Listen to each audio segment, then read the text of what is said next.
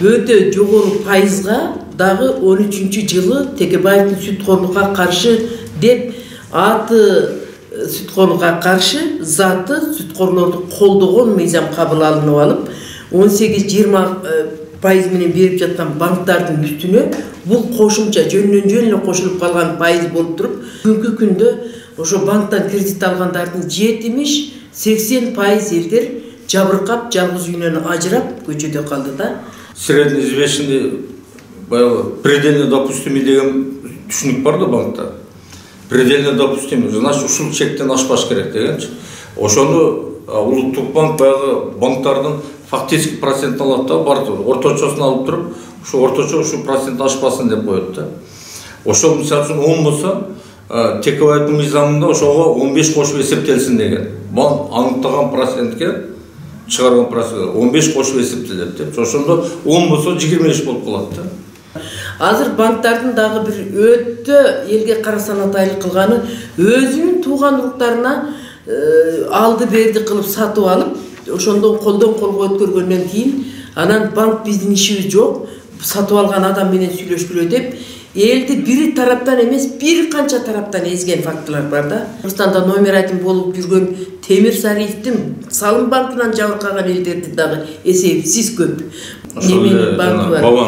Бабановдун банкынан Кыргызстан, АКБ Кыргызстан банкынан, Хамтиев Жолдошбаевга болгону 600 000 сом эле алган. Аны дагы камчы деген, дагы ал дагы алдамчы киши дагы камчы деген болот. Анан Санабар деген келиндин үйүн, ак өргөдөгү үйлөрдүн баасын өзүңүздөр билесиздер канча экенин. Ошол эле мезгилде ал үйлөр 30 000, 40 000, азыр 70 000, 100 000ге чыкты. Ошол жердин участканын өздөрү алып алат дагы, ал киши качып кетип, анан Санабар Байкушту өзүнү түрмөгө тыгып салып, жанындагы эле кошуна участокты Жолдошбаевдин күйөө баласы контейнерди эшигиге кыпчып, анын натыйжасында аба жетпей, ысыктын күнүндө ошо биринчи топтогу майып Манзура деген айым өтүп кетти. Мен соттордун атын атап кетейин, мынча болду. Чырмашев деген сот, анан тетиги Асанова деген азыр Ошто дагы бүт коррупционер сот болуп жатат. Андан кийин Самаков Карганбектин иниси Самаков деген сот, 3 сот Карабалтадан, 3 сот областтан, Верховный соттон болуп отуруп 9 сот бүгүн ошол коррупциялы алганда бети ачылып жатат. Натыйжасында ошол банктар боюнча азыр коррупциялык элементтер бар деп туруп, аябай катуу айткандан кийин гана бир аз азыр токтоп турат. Бирок бул нерсе сотторго таасир кылган жок. Соттор дагы эле өзүнүн сапасыздыгы, ошондой эле алган акчасын адалдоонун артында элдердин колунда канчалык фактылар турса дагы ага карабастан туруп, акчалуу тарапка чечип берген фактылар биздин өз практикабызда аябай көп.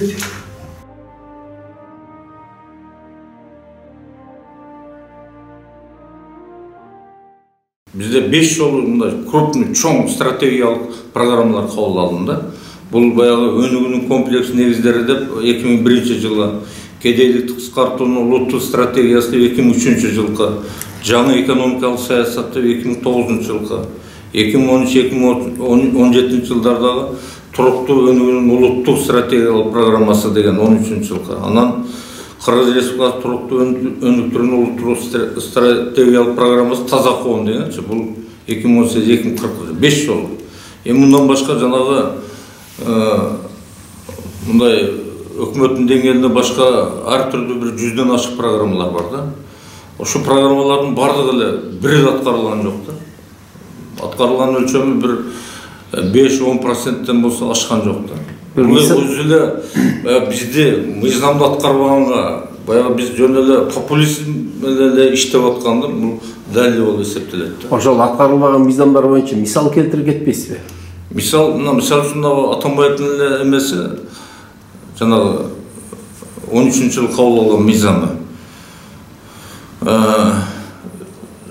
Жана туруктуу өнүктүрүүнүн программасы дегенчи 13-17 жыл. Ушул программа вообще эмеле да. ушул программанын общий стоимосу 11 миллиардка жетет. Ошондо баягы программаны объявить эткенде бүт жанагы чет өлкөдөн инвестор бүт бардыгын чакырган да. Бирок чет өлкө башка эч ким мындай катышкан деле жок, келген жок. Бирок аябай мындай открытый шумный болгон да баягындай. Ошо 11 миллиардты ошо 5 жылда биз ошо 11 миллиардты иш аткарабыз. Ошо чоң программа бул туруктуу өнүгүүнүн базасын түзөбүз дегенчи. Программа жакшы болчу, бирок ошо бир Кытайдан 1 миллиардтай эме болду.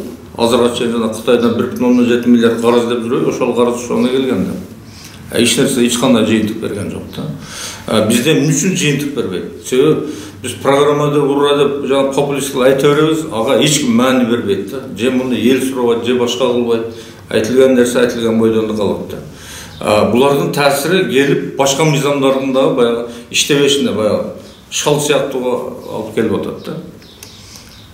Мына бүгүнкү күндө бул эме бул реформа деген бул өтө татаал нерсе да. Мына эсирдин тарыгында, эсирде реформатор канча мына 70 жыл 17 жыл революция болуп туруп мына 91-жыл таркап кеткен болсо аралыгы 70-73 жылда эми көп жетекчилер болду да. Ошонун ичинен мамлекет реформа жасаган Владимир Ульянов Ленин болгон, Сталин болду, анан кийин Косыгин болду. Косыгин реформасы эми жалгыз мына чала болуп калды.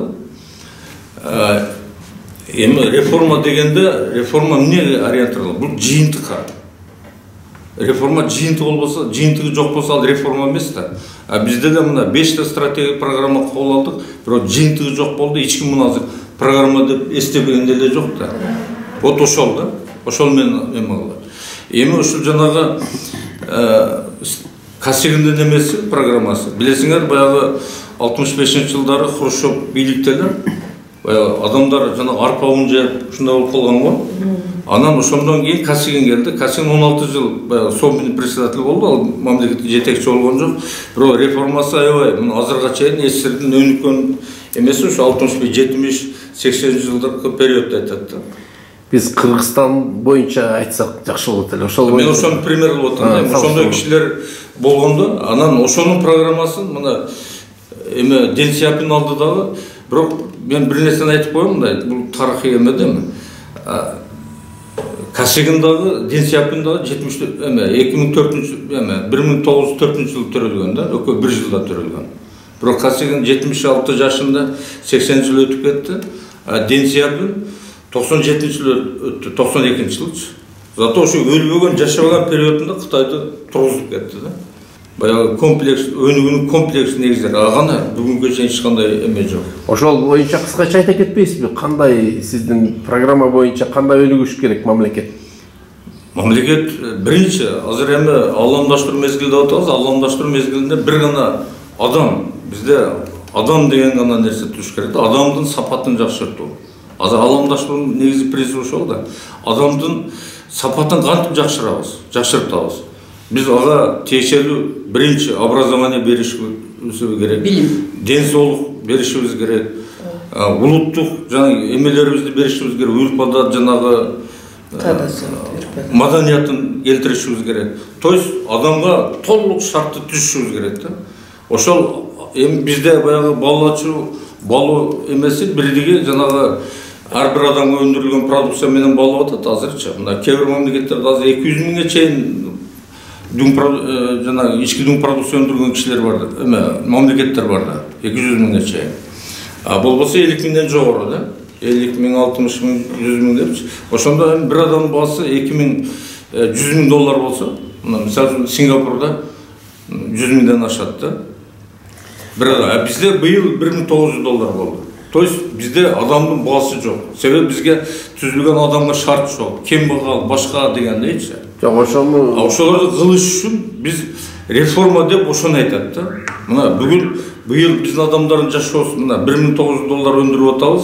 Адамдардын жашоосу ушундай шарт, бюджетибиз мына бир адамга 500 долларга жетпейт. Мисалы үчүн мен Германиянын бюджетин айтайын. Бир адамга 20 миңден ашык да бюджети. Ошонун ичинен билимге башка кетет да. Бизде ошо 500 долларга жетпейт. Значит, бүгүнкү биздин бюджет башка, бул эч нерсе каржыбаган да, баягы эмне дейт? баягы жаңы балдардын тамагын деле чече албай атпайбыз. Жок, ошо бюджетти көтөрүү үчүн бир кошумча каражат керек болуп атпайбы? Эми каражат кетиш үчүн биз айтып атпайбызбы, ошо жанагы мамлекеттин акча саясаты иштеш керек. Мамлекеттик бюджет салык саясаты иштеш керек. Бизде жанагы көмүскө экономиканы деген болбош керек. Бизде деле азыр көмүскөнүн деңгээли ар ким аркылуу айтып жүрөт. 70%, 80% депчи. Мен деле ойлойм, ушу где-то 80%.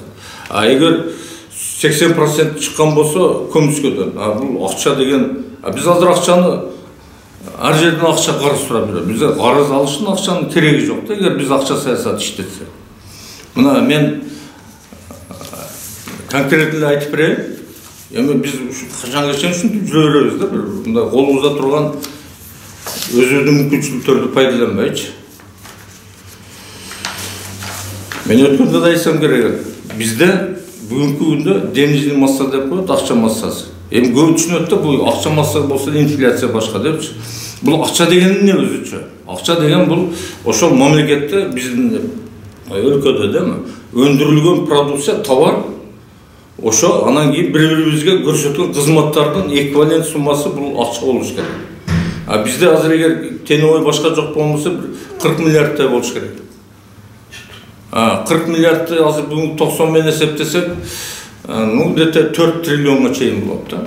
Ошол акча киришке анда ошо өзүбүздүн обеспечение болуп атпайбы, товар услуга менен. Бул эч кандай эми бизгилер түшүнбөгөн эле эмесинен болуп атат да. Мына бизде ачык айтып коеюн, мына бизде денежный масса доллары 542,9 доллар экен бир адамгачы, же болбосо 48,511 сом. А Кытайда бир адамга ошо денежный масса, ошо биздин эле жанагы юаны да, бизде сом 28,823 бул доллар менен. Юан менен 207,000. Бизде экономика иштеген жок да. Өзү экономика акча айтып атпаймынбы, товар менен эквивалент суммасы деп. Банктын милдети эмне? Бүгүнкү күндө банктын милдети мамлекетте экономиканы акча менен камсыз кылыш керек. Бизде экономика ким? Экономика бул байланыш. Мына мен, сен, миллион, 10 миң, 100 миң байланыш бар да. Ошонун бардыгы только акча менен гана байланыш бар. Ошон үчүн мен муну давно айтып жүрөм. Бизде азыр бир ушуга барабыз, барбаса биздин мамлекет эч качан өнүкпөйт. Жөн эле популист кылып ар нерсени айта берген менен адан жыйынтык чыккан жери жок дем. Жыйынтык бүгүн эми 200, 400 деп жазып коебуз, эртең 500 деп жазып коебуз. Адан эмне өзгөрдү? Адамдар айтып атпайбы, биз эч нерсе өзгөргөн жок. Адамдар сезе турган өзгөрүш керек. Биз себеби бүт реформа ошо адам үчүн болуп атат. Адам ошо жыйынтыгын көрүш керек. Анан адам ошого кызыгыш керек. Өзү адамды ошо бир жанагы селди коюп биз айтып атпаймынбы? Биз ушунча жыл болду, 32-33 жыл болду, биз мамлекеттин идеологиясын түзгөн жокпуз. Вот как раз идеология ушул да. Максатты коюп туруп, мына адамдын деңгээлин көтөрүшүбүз керек. Анын үчүн адамга билим берүү башка. Эми мен билим берүү менен айтайын. Мына азыр 24-жыл эме 24-жылга 44 миллиард болуп эмедечи бюджеттен. Школьный образование. Эми 1 миллион 400 миңден ашык окуучу экен, мындай бөлүп эме кылсаң, бир окуучуга 28 миң финансирование. 28 миң бүгүн эми азбы көппү? Бул аз эмес, вообще жок деген сөз да. Бизде минимум бир, мына бизде 2 миңден ашык баягы частный школа бар экен, эң азынын контрагы 100 миң сом да. Бизде 100 миң болуш керек. Анда мындай кылайынчы, бүгүнкү банк системасындагы проценттердин бийик жогору болушу эмне себептен болуп атат бизде? Себеби алар чет мамлекеттен алып келген акчага процент кошуп, эми ошолорго берип атпайбы? Өздөрү ар түрдүү жоопторду айтып жүрүшөт да. Баягы процент андай эле, мындай эле депчи. Анан негизи булардын өздөрүнүн отчету бар. Булар банктар боюнча жанагы нефинансовый кредитный учреждение алар боюнча отчет берет. Ошол отчеттордо булар берген кредитинин мисалы үчүн 22-жылы 204 миллиард кредит берип атат коммерциялык банктар. Бизде коммерциялык банктар 23 банк бар эми. Ошонун 16сы чет элдик капитал менен. Мына казактардын, орустардын банкы. 204 миллиард берип, ошого Ошодон булар 35 миллиард доход алып атат. Доход, алган доход. Бул деген процент калса, бул 17, почти 18% жакын да. Анан ошол булардын берген акчасынын банк үчүн расходу 12 миллиард болуп атат да. Же болбосо 6%, же болбосо ошол берген кредитинин стоимость деп коюп, наркы 6% болуп атат. А эмне үчүн ону 17-18%ге берип атат?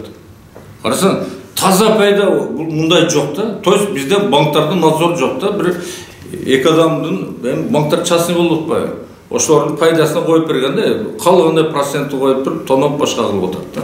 А мен бул маселени канча бүгүнкү күндө ошол банктагы акчаларды, проценттерди мамлекет көзөмөлдөй албайбы?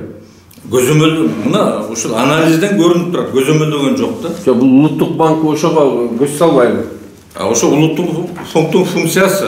Эң чоң көйгөй ошол банктардагы мыйзамсыздыктан жабыркаган элдердин укугун коргоп жүрөм да мен.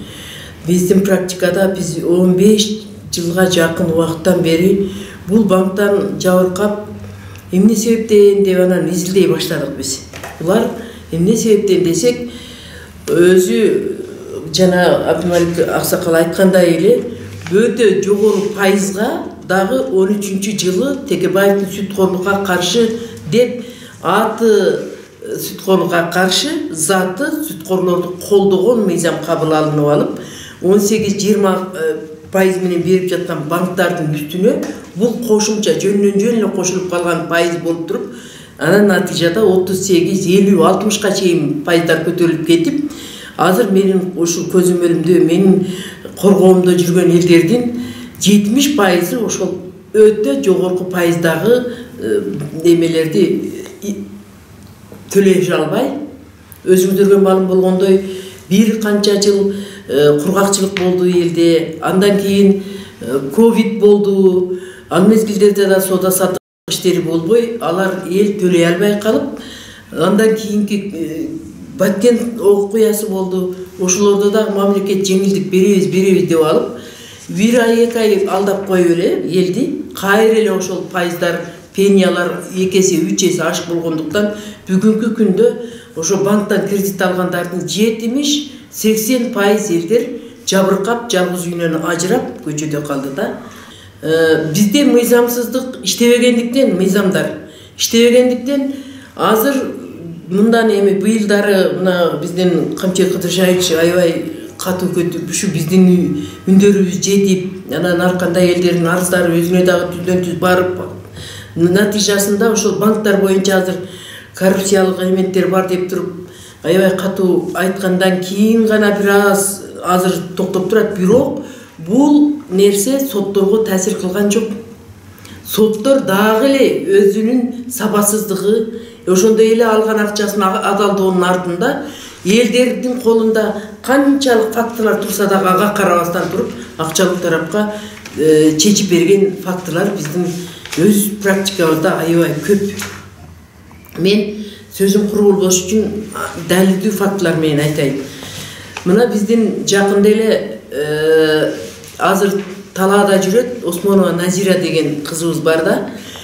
Колуна кишенди салып, көзөкөнү оперлер келип туруп эле бир канча машинелерин, үйлөрүн бир аз эле суммага Усич микрокредиттик компаниясы.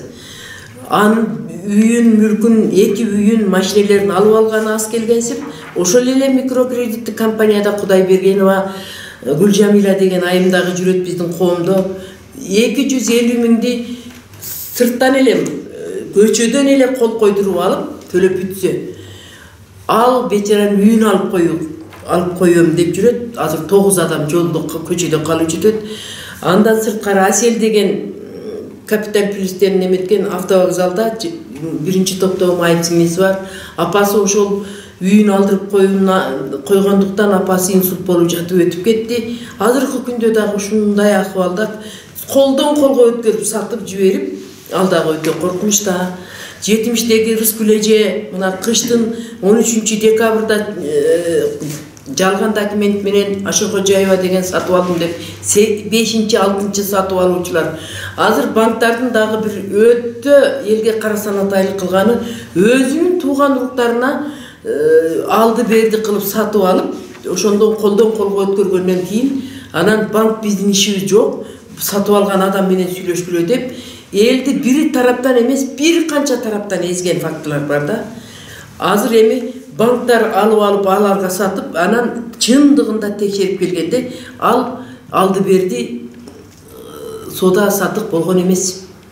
Ол жерде банкка биз ушуга чейин кириштик. Ошол топтордун артында турган адамдардан бир экөөнүн фамилиясын айта аласызбы? Кимдер?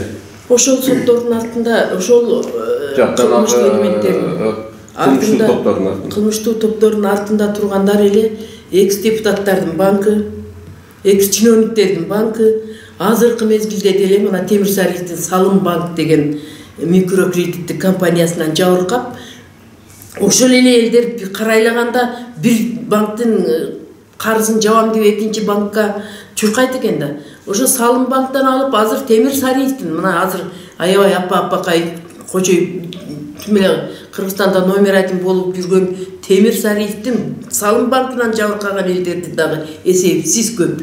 Мындай мисалдарды айта берсем, мына неменин банкы бар. Бабановдун банкынан Кыргызстан, АКБ Кыргызстан банкынан. Себеби АКБ Кыргызстандын банкынан мына кышында аябай резонанттуу болду. Майрамбек деген жигит Германиядан алган дробилка, тегирмен деген немени тегирмен деп алып келип алып, 25 жылдан бери тегирмен эмес, шунчалык дробилка, жөн эле жем чыгара турган неме менен азыркы күндө Минфиндин курмандыгы болуп отурат. Мындай мисалдар аябай көп. Ошондуктан биздин азыркы концепцияда мыйзамсыздыктан мыйзамдуулукка өтүү деген дагы пунктубуз бар да. Ушул нерселер дагы элди жабыркатып жатат.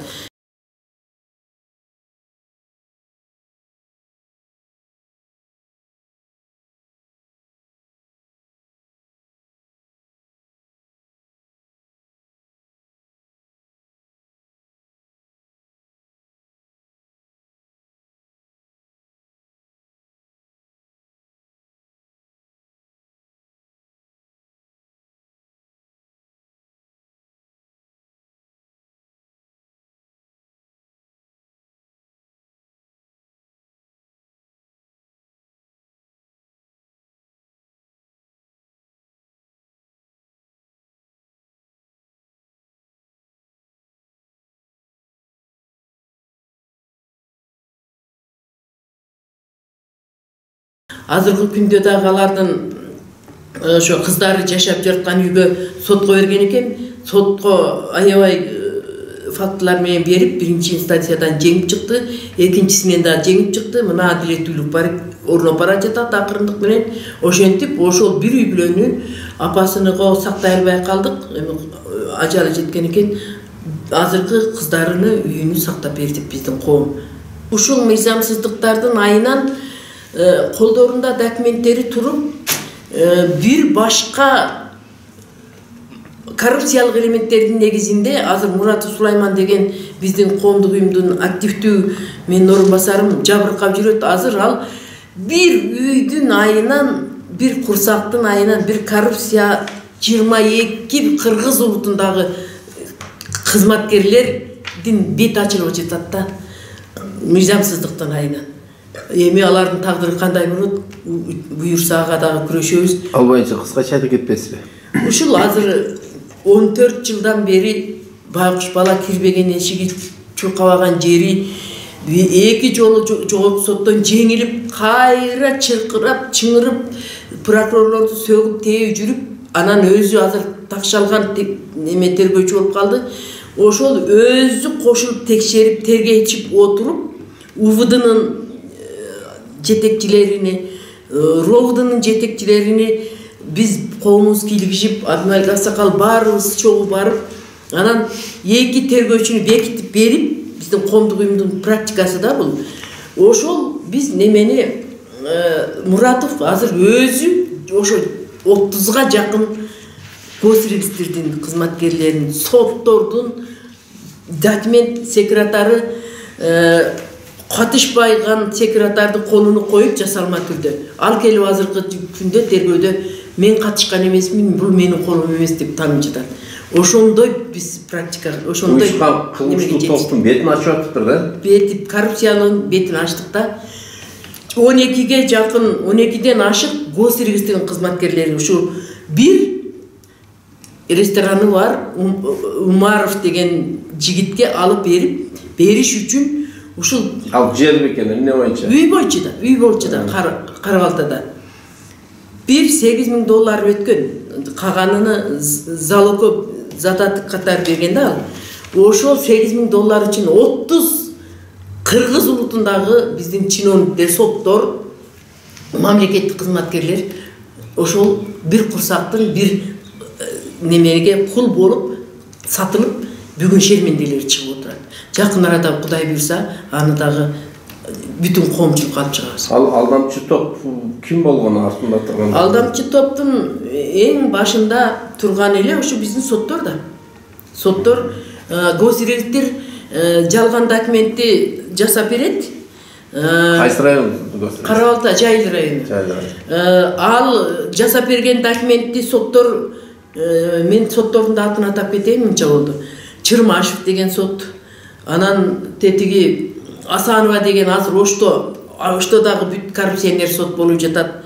Андан кийин Самаков Карганбектин иниси Самаков деген сот, 3 сот Карабалтадан, 3 сот областтан, Верховный соттон болуп отуруп 9 сот бүгүн ошол коррупциялы алганда бети ачылып жатат. Жок, бул ал Текебаевдики эми ошол жанагы Сүткөлүктөн мыйзамды алып туруп, баягы 15 дегенди кошуп берген да. Ал жок эле. Эми ал мыйзамга кирген нерсе бир негизделиш керек да. Негизи жок эле 15 кошуп болгон. Мына мисалы үчүн баягы предельно допустимый деген түшүнүк бар да банкта. Предельно допустимый, значит ушул чектен ашпаш керек дегенчи. Ошону Улуттук банк баягы банктардын фактически процентин алат да, бар орточосун алып туруп, ушу орточо ушу процент ашпасын деп коет да. Ошол мисалы үчүн 10 болсо, Текебаевдин мыйзамында ошого 15 кошуп эсептелсин деген. Банк аныктаган процентке чыгарган процент 15 кошуп эсептелет деп. Ошондо 10 болсо 23 болуп калат да. 23 болуп калып туруп, мына бизде эме болуп атпайбы? Мисалы үчүн, мына 22-нчи жылды алсак, факты 23-нчи жылдын отчету чыгалы.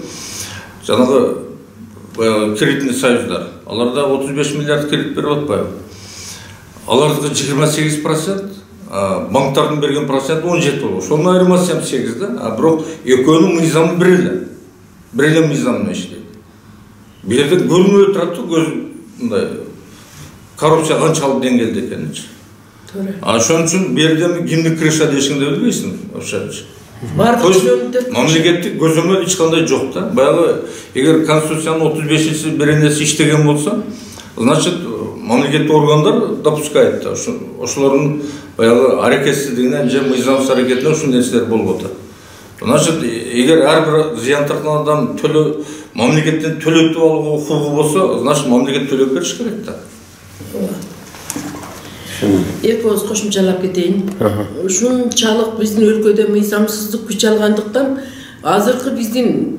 азыркыдагы мурдагы соттордагы только приказ аткарган да, буйрукту.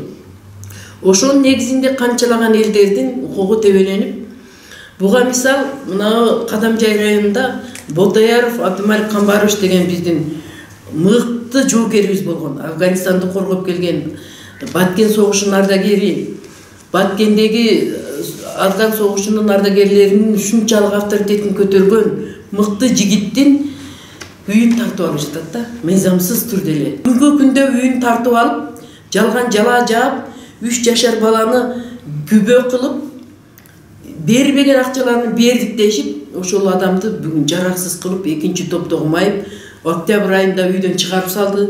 Биз барып үйүнө киргизе албай койдук. Мындайлар өтө көп да, ошондуктан биз эмне себептен биз жанталашып, майрам күнү, башка күндөрү жанталашып атабыз. Бул нерсе туу чокуга жетип баратат.